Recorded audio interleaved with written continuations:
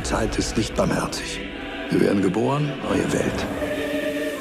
Ohne Zeit. Facetten.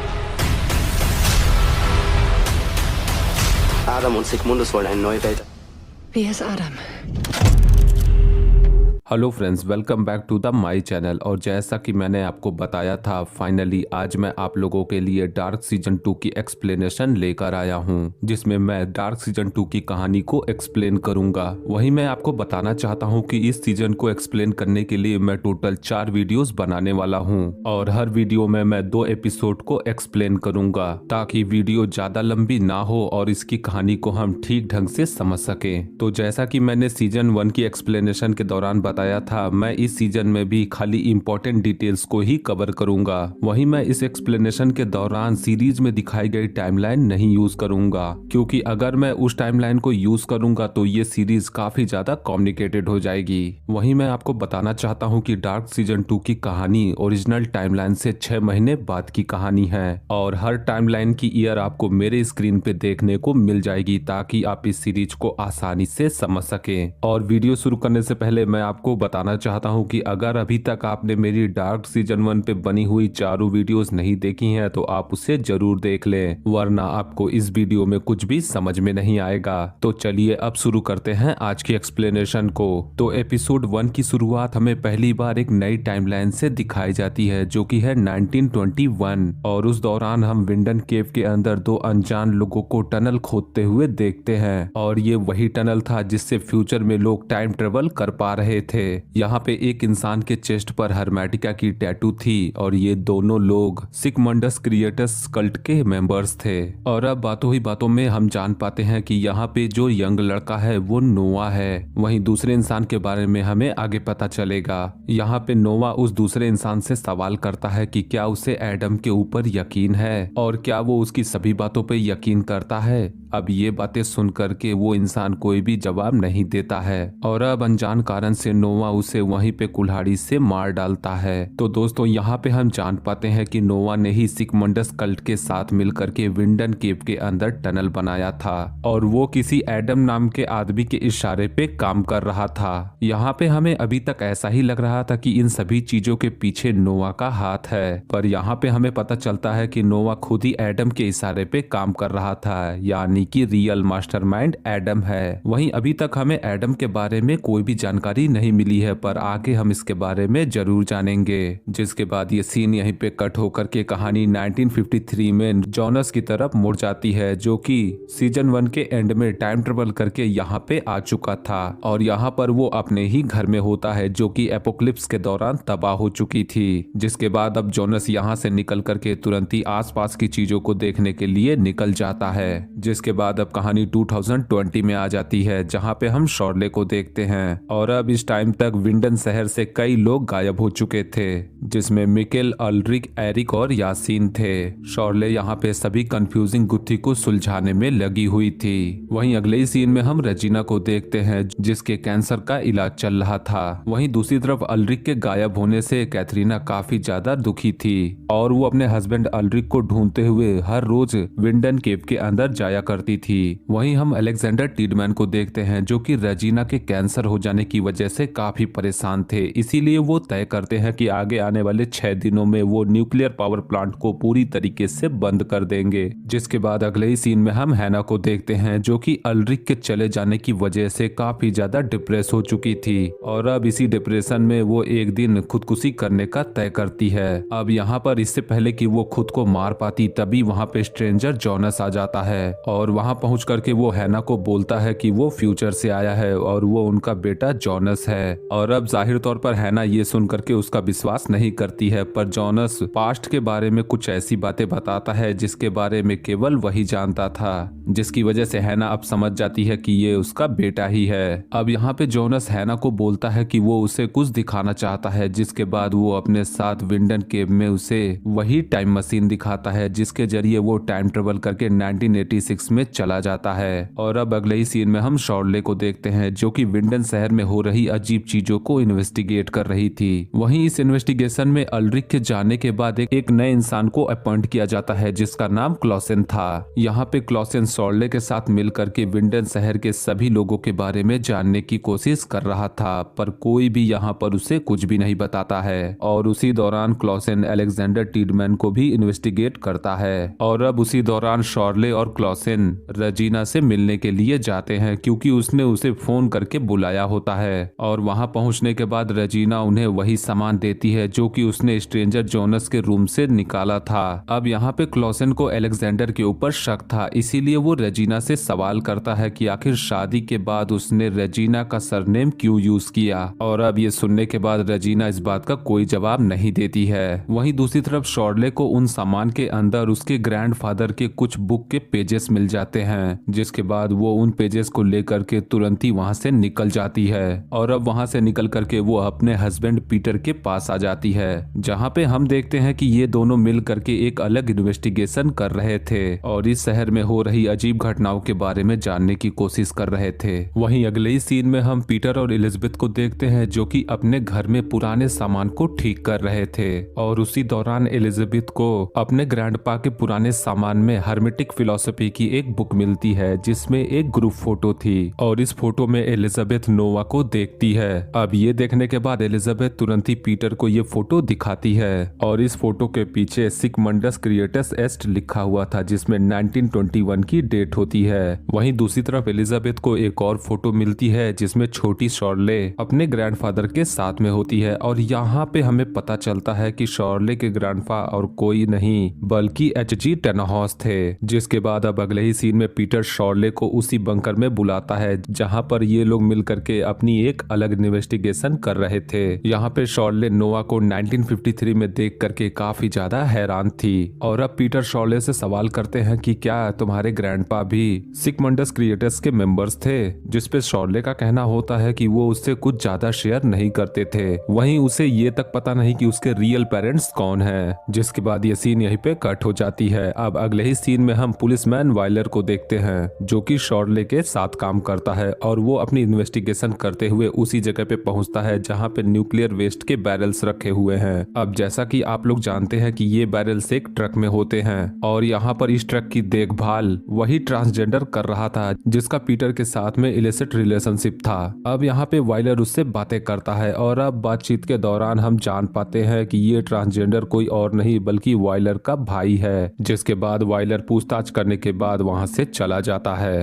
वहीं episode 1 के last scene में हम 2053 में जोनस को देखते हैं जो कि विंडन शहर में होता है और वो वहाँ पर पावर प्लांट वाले उसी लोकेशन पे पहुँचता है। और अंदर आने के बाद उसे एक अजीब चीज दिखाई देती है जो कि हवा में फ्लोट कर रही थी, जिसे देख करके जोनस बहुत ही हैरान होता है। और इसी के साथ एपिसोड 1 यहीं पे एंड हो जाती है। अब एपिसोड 2 की शुरुआत में कहानी 1921 में आ जाती है और हम वहाँ पे नोवा को देखते हैं जो कि अपने यंगर वर्जन के साथ होता है। यहाँ पे ओल्ड नोवा अपने यंगर वर्जन से बोलता है कि उसे एडम की बात माननी है और अगर हम एडम की बात मानेंगे तो वो सब कुछ ठीक कर देगा। जिसके तुरंत बाद हम एडम को देख पाते हैं और वो दिखने में बहुत ही अजीब था। एडम यहाँ पर ओल्ड नोवा के पास आकर के बोलता है कि उसे बुक के मिसिंग पेजेस को ढूंढना होगा। अब यहाँ पे एडम उन्हीं बुक की बात कर रहा था जिसे हमने अलग अलग टाइमलाइन में अलग अलग लोगों के पास देखा है। यहाँ पे अभी तक हमें यही लग रहा था कि नोवा ही इन सब के पीछे है, पर वो एडम के सामने डरा हुआ सा था। यहाँ पे एडम नोवा को बताता है कि 27 जून 2020 वाली टाइमलाइन में एक एपोक्लिप्स आने वाली है जिसका होना बहुत जरूरी है क्योंकि वहीं से लास्ट साइकिल शुरू होगा।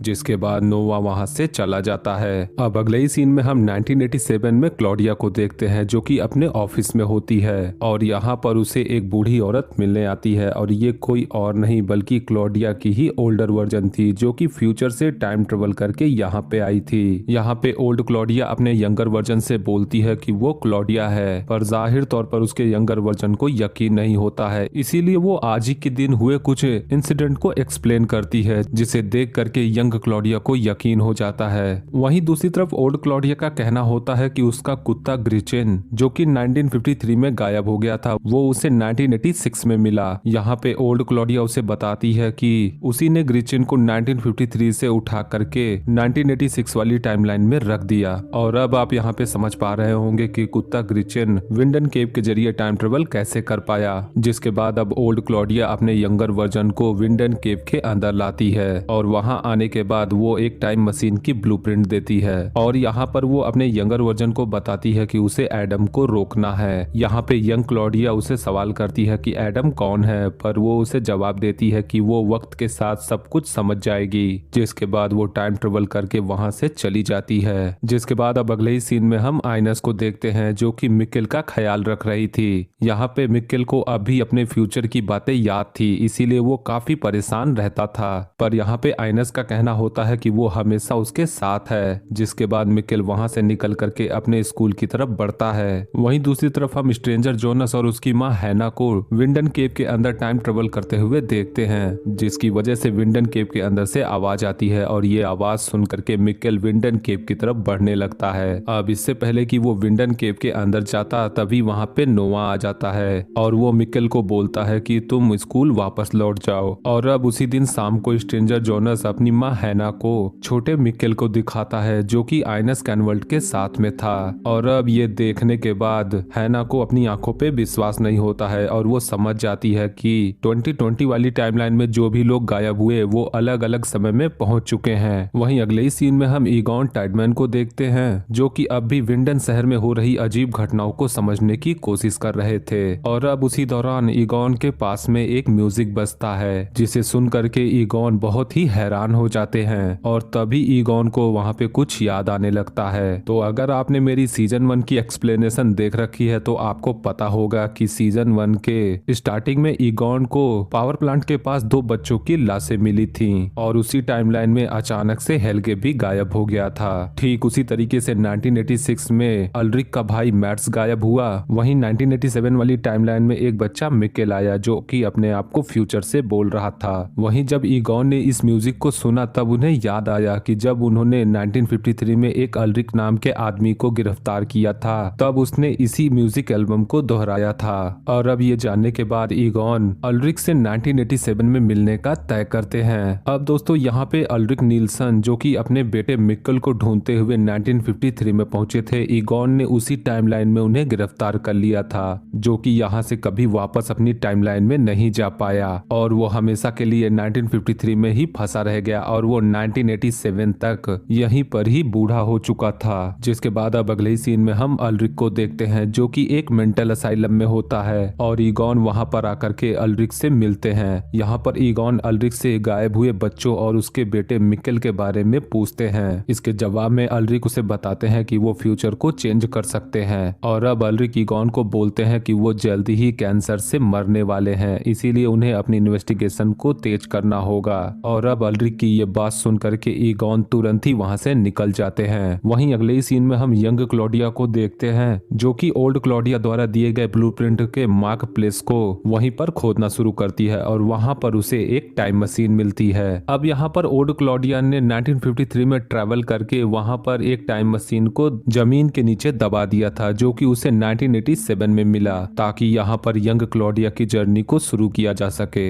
जिसके तुरंत बाद ये सीन यहीं पे कट होकर के कहानी 1953 में जोनस की तरफ मुड़ जाती है जो कि विंडन शहर में होता है और वो एपोक्लिप्स में बर्बाद हो चुका था। जोनस यहाँ पर उसी बंकर में होता है जो कि हेल्गे का था और अब यहाँ पर जोनस को कुछ रिकॉर्डिंग्स मिलते हैं जिसे सुनने के बाद जोनस को पता चलता है कि विंडन शहर में एपोक्लिप्स के दौरान ज्यादातर लोग मारे गए थे। अब इसी रिकॉर्डिंग में उसे गॉड पार्टिकल के बारे में भी पता चलता है जिसमें ये भी बताया गया था कि अगर हम गॉड पार्टिकल को स्टेबलाइज कर लेते हैं तो हम उससे टाइम ट्रेवल कर सकते हैं और किसी भी टाइमलाइन में जा सकते हैं ताकि ये टाइम लूप ब्रेक हो जाए। और अब ये सब कुछ सुनने के बाद जोनस वहां से निकलता है और आगे जाने पर जोनस की मुलाकात एक मिलिट्री ग्रुप से होती है और इस टाइम तक इस मिलिट्री ग्रुप का ही शासन यहाँ पे चलता था और इस मिलिट्री ग्रुप के लोग एपोक्लिप्स के बाद सभी लोगों को पावर प्लांट के एक हिस्से में जाने से रोकते थे। इस मिलिट्री ग्रुप के लोग उस एरिया को डेड जोन बुलाते थे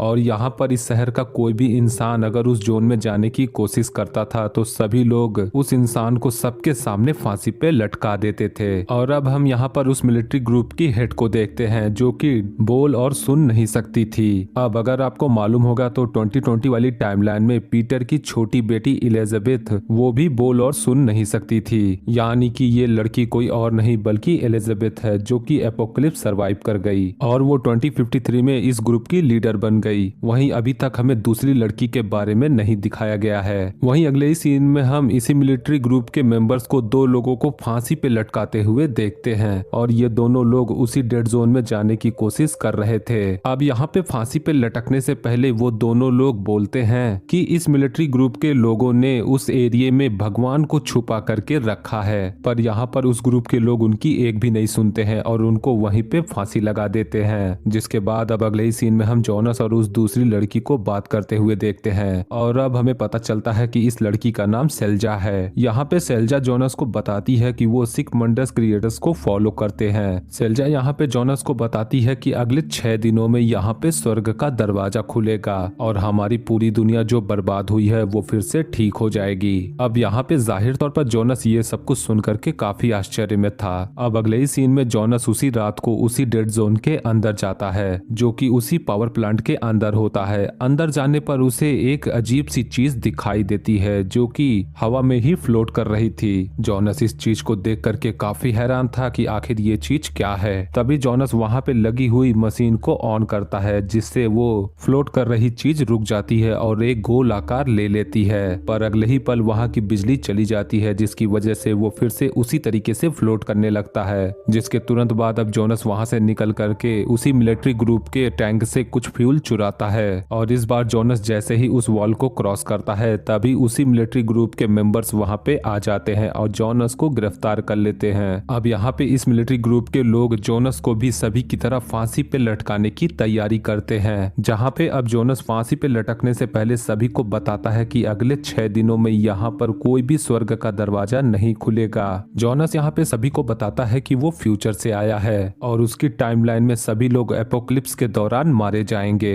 पर जाहिर तौर पर इस मिलिट्री ग्रुप के मेंबर उसकी बात का विश्वास नहीं करते हैं और उसे वहीं पे फांसी लगा देते हैं। अब यहाँ पर इससे पहले कि जोनस पूरी तरीके से खत्म हो पाता, एंड मूवमेंट पर मिलिट्री ग्रुप की मेंबर उसे शूट करके बचा लेती है, जिसके बाद वो लोग जोनस को एक पिंजरे में बंद कर देते हैं और उसी रात जोनस से मिलने वहाँ पे सेल्जा आती है और उसे वो पिंजरे से आजाद करती है। जिसके बाद अब सेल्जा जोनस को कहती है कि वो उसे डेड जोन दिखाए, जिसके तुरंत बाद वो फ्यूल लेकर के उसी डेड जोन में पहुंच जाते हैं और अब जोनस तुरंत ही वहां की मशीनों को ऑन करता है जिससे वो चीज स्टेबलाइज हो जाती है और अब यहाँ पर उस चीज के स्टेबलाइज होते ही उसके दूसरी तरफ एक अलग दुनिया दिखाई देती है और अब हम यहाँ पे समझ पाते हैं कि ये चीज कुछ और नहीं बल्कि गॉड पार्टिकल है। अब जैसा कि मैंने थोड़ी देर पहले आपको बताया था कि अगर गॉड पार्टिकल को स्टेबलाइज कर लिया जाए तो उसके जरिए कोई भी टाइम ट्रेवल कर सकता है और किसी भी टाइमलाइन में जा सकता है। और अब गॉड पार्टिकल के स्टेबलाइज होने के बाद जोनस उसके अंदर जाने के लिए तैयार था और सेल्जा ये सब कुछ देख करके काफी हैरान थी, जिसके तुरंत बाद अब जोनस गॉड पार्टिकल के जरिए टाइम ट्रेवल कर जाता है और इसी के साथ एपिसोड 2 भी यहीं पे एंड हो जाती है। अब दोस्तों वीडियो के एंड होने के बाद यहाँ पे हम कई चीजों को जान पाए हैं, वहीं हम कई चीजों को लेकर के काफी ज्यादा कंफ्यूज हैं, जैसे कि यहाँ पे एलिजाबेथ मिलिट्री ग्रुप की हेड कैसे बन गई, वहीं दूसरी तरफ शॉर्ले के माँ बाप कौन है, एडम ने यहाँ पे नोवा को कौन सी पेजेस ढूंढने के लिए बोला है, वहीं दूसरी तरफ सबसे बड़ी बात कि आखिर एडम कौन है और यहाँ पर एडम और क्लॉडिया किस चीज को रोकने की कोशिश कर रहे हैं। यहाँ पे कई ऐसे सवाल हैं जिसके जवाब हमें अभी तक नहीं मिले हैं, जो कि हमें आगे आने वाली एपिसोड में जरूर मिल जाएंगे। तो दोस्तों उम्मीद करता हूँ कि आपको ये वीडियो पसंद आया होगा। वीडियो अच्छी लगी हो तो वीडियो को लाइक और चैनल को सब्सक्राइब जरूर करें, क्योंकि मैं बहुत ही जल्द डार्क सीजन 2 के अगले 2 एपिसोड की कहानी लेकर आऊंगा। और आज की वीडियो में बस इतना ही। वीडियो अच्छा लगे तो वीडियो को लाइक और शेयर जरूर करें और आने वाली वीडियोस की नोटिफिकेशन पाने के लिए हमारे चैनल को जरूर सब्सक्राइब करें। मिलूंगा आपसे अगली वीडियो में, तब तक के लिए गुड लक।